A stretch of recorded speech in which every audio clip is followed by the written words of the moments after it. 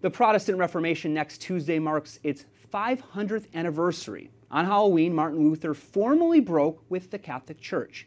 Pope Francis last year commemorated the anniversary in Sweden. His own religious order, the Jesuits, was founded to defend the Church against Protestant teachings. The Holy Father on that visit said a Christian unity is a priority. Joining us now is Dr. Matthew Bunson, EWTN senior contributor and senior editor with the National Catholic Register. This is the moment when the Church really split. How should Catholics look at this? Well, as we look back 500 years ago, let's look at what the situation was in 1517. You had Christendom, in other words, a term that captured the idea of a Christian civilization that was unified with one church in the West. That was broken forever because of Martin Luther's his revolt, but also his efforts at reform that took a life of their own and rapidly deteriorated into bloodshed and war for the next century after that, and a continuation of division ever since. So it's a lesson for us, too, about what authentic reform looks like, but also how tragic it was and how hard we still need to work to try to bring Christendom back together again.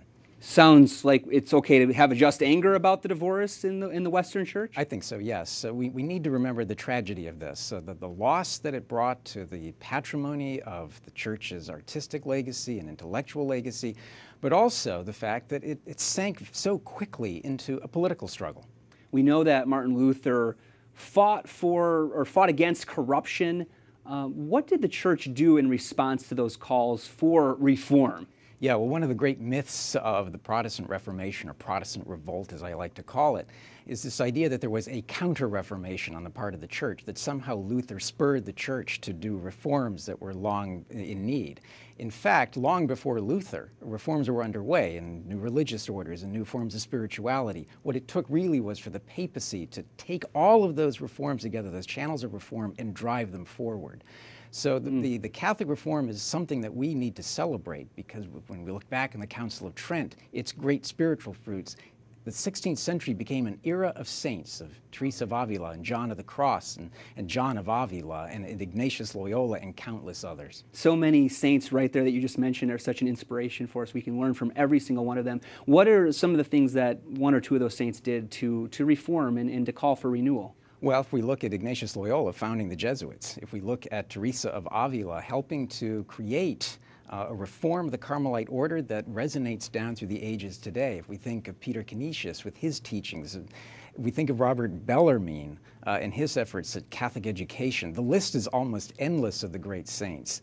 And when we look back, we can lament the Protestant revolt, the Protestant Reformation. We pray that we can bring that unity back together again. John Paul II made that one of the calls in his pontificate. Pope Francis is working at it as well. For us today, let's not forget the past, but let's also remember, as I said, what true reform looks like. The Church is always reforming, but we have to have trust in the teachings of the Church to make sure that the reforms are the right ones. And G.K. Chesterton famously said, "What's wrong with the world? I am." So we have to look at ourselves too and say, what ways am I not living the values and the teachings of Christ? Right, and reach out to our Protestant brothers and sisters and say, find our common ground with them if we can.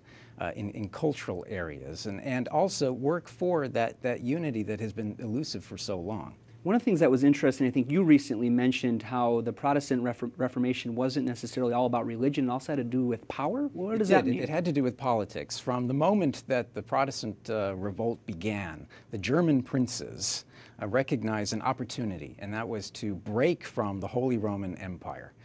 To seize the lands and properties of the Church. And that's exactly what they did. They used this theological revolt as a pretext for a political revolt.